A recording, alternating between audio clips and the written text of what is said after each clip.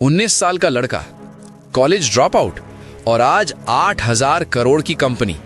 सुनने में लगता है ना भाई, अगर ये कर सकता है तो मैं क्यों नहीं।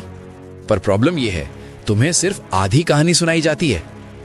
इंटरनेट पे जो सक्सेस स्टोरीज वायरल होती हैं वो स्टोरीज नहीं होती, वो एडिटेड हाईलाइट रील्स होती हैं। तुम्हें बताया जाता है ड्रॉप आउट था, रिस्क लिया, हार्डवर्क किया, पर तुम्हें नहीं बताया जाता वो कहां से आया था, उसके पास क्या था और उसके पास क्या बैकअप था। जैसे आदित्य पलिचा, लोग बोलते हैं ड्रॉप आउट, पर कोई ये नहीं बताता कि वो स्टैनफोर्ड यूनिवर्सिटी तक पहुंचा था। भाई, स्टैनफोर्ड जाना ही एक लेवल है, ड्रॉप आउट होना उसके बाद का डिसीजन है। मैं ये नहीं कह रहा कि उसने हार्डवर्क नहीं किया, ऑब्वियसली किया होगा, पर क्या उसकी स्टोरी सिर्फ हार्डवर्क की है? सच क्या है? Success is equal to hard work plus environment plus network plus timing plus luck. अगर तुम एक ऐसे घर में बड़े होते हो जहां बिजनेस की बातें होती हैं, रिस्क लेना नॉर्मल होता है, तो तुम्हारे लिए स्टार्टअप बनाना एक ऑप्शन लगता है। तुम्हें इन्वेस्टर्स मिल जाते हैं, तुम्हें मेंटर्स मिल जाते हैं, तुम्हें राइट लोग मिल जाते हैं। पर एक नॉर्मल बंदा, उसको तो पता ही नहीं होता इन्वेस्टर कैसे अप्रोच करते हैं। तुम्हारे पास दुनिया का बेस्ट आइडिया हो सकता है, पर अगर फंडिंग नहीं मिली तो वो आइडिया वहीं खत्म। लोग बोलते हैं आइडिया स्ट्रांग होना चाहिए, रियलिटी कनेक्शन स्ट्रांग होना चाहिए। अब सच सुन, तुम वीडियोस देखते हो, मोटिवेट होते हो, सोचते हो मैं भी स्टार्टअप करूंगा, पर ना तुम्हारे पास रिसोर्सेज होते हैं, ना नेटवर्क, ना सेफ्टी नेट। फिर तुम फेल होते हो और तुम्हें लगता है प्रॉब्लम तुम में है। प्रॉब्लम तुम में नहीं है, प्रॉब्लम इनकम्प्लीट इंफॉर्मेशन में है। वैसे एक इंटरेस्टिंग बात, रिसेंटली मैंने एक वीडियो देखी बाय ऋषभ बिधूरी। उन्होंने एक लाइन बोली जो मेरे दिमाग में अटक गई। हम लोग सक्सेस स्टोरीज से इंस्पायर होते हैं, पर उन स्टोरीज के हिडन पार्ट्स को इग्नोर कर देते हैं। ऑनेस्टली, अगर तुम ये वीडियो देख रहे हो ऋषभ भाई, तो थैंक्स, क्योंकि आज की ये वीडियो उसी एक थॉट से इंस्पायर्ड है, पर मैंने इसको अपनी रियलिटी के हिसाब से तोड़ के समझा है। इंटरनेट पे लोग आपके ड्रीम से पैसे कमा रहे हैं, वो तुम्हें मोटिवेशन बेच रहे हैं, तुम उनकी स्टोरी सुन के एक्साइटेड हो जाते हो और वो उस एक्साइटमेंट से व्यूज, मनी, ब्रांड डील्स कमा लेते हैं। पर जब तुम ट्राई करते हो, रियल वर्ल्ड तुम्हें थप्पड़ मारती है। इस वीडियो का पर्पस किसी को नीचा दिखाना नहीं है, ना ही ये बोलना कि सक्सेस फेक है। बस इतना समझ लो, सक्सेस स्टोरीज गलत नहीं होती, पर वो पूरी नहीं होती। इसलिए अगली बार जब तुम किसी की सक्सेस स्टोरी देखो, कंपैरिजन मत करो, ब्लाइंड इंस्पिरेशन मत लो, एनालिसिस करो। एनालिसिस का मतलब क्या होता है पता है? सिर्फ ये नहीं देखना कि वो बंदा कहां पहुंचा, ये देखना कि वो बंदा कहां से स्टार्ट हुआ। तुम जब किसी की सक्सेस स्टोरी देखते हो तो तुम एंड रिजल्ट देखते हो, car, office, team, funding, interviews, पर तुम स्टार्टिंग लाइन नहीं देखते। तुम फिनिश लाइन से कंपेयर करते हो, जबकि तुम अभी स्टार्टिंग लाइन पे खड़े हो।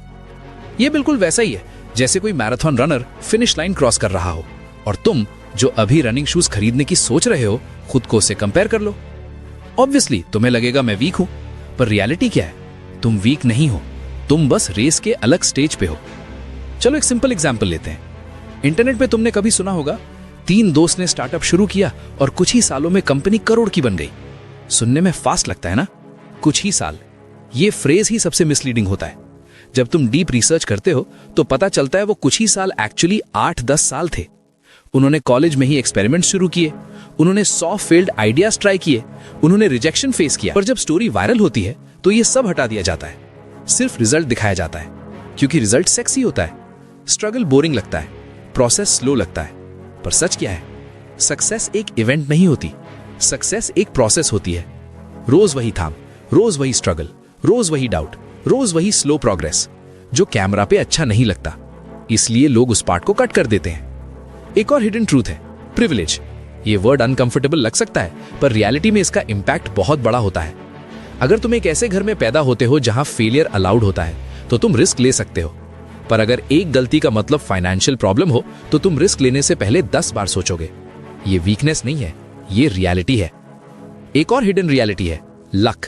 हाँ, लक एग्जिस्ट करता है, टाइमिंग मैटर करती है, right place, right time, right opportunity, ये सब इग्नोर नहीं किए जा सकते। पर इसका मतलब ये नहीं कि तुम पावरलेस हो। तुम लक कंट्रोल नहीं कर सकते, पर तुम प्रिपरेशन कंट्रोल कर सकते हो, तुम स्किल्स कंट्रोल कर सकते हो, तुम कंसिस्टेंसी कंट्रोल कर सकते हो। जब लक और प्रिपरेशन मिलते हैं तब रिजल्ट एक्सप्लोड करता है। इसलिए स्मार्ट लोग क्या करते हैं? वो सक्सेस स्टोरीज को ब्लाइंडली कॉपी नहीं करते, वो उन्हें डिसेक्ट करते हैं। वो पूछते हैं उसने कौन सी स्किल बिल्ड की, उसने कितना टाइम दिया, उसने कितनी बार फेल किया, उसने किस एनवायरनमेंट में काम किया। क्योंकि जब तुम ये क्वेश्चंस पूछते हो तो तुम्हें सिर्फ मोटिवेशन नहीं, डायरेक्शन मिलती है। मोटिवेशन टेम्परेरी होती है, डायरेक्शन परमानेंट होती है। मोटिवेशन तुम्हें स्टार्ट करवाती है, डायरेक्शन तुम्हें फिनिश करवाती है। क्योंकि जब तक तुम सच नहीं समझोगे तब तक तुम सिर्फ इंस्पायर होते रहोगे, एक्शन नहीं लोगे। और जब तक तुम एक्शन नहीं लोगे तब तक तुम सिर्फ किसी और की स्टोरी देखते रहोगे, अपनी स्टोरी नहीं लिख पाओगे। इसलिए अगली बार जब तुम किसी की सक्सेस स्टोरी देखो, कंपैरिजन मत करो, ब्लाइंड इंस्पिरेशन मत लो, एनालिसिस करो, सच समझो, सिस्टम समझो। क्योंकि जब तुम सिस्टम समझ जाते हो तब तुम सिर्फ ड्रीम नहीं देखते, रियलिटी बिल्ड करते हो। और उस दिन तुम किसी और की स्टोरी का साइड कैरेक्टर नहीं, अपनी स्टोरी का मेन कैरेक्टर बन जाओगे।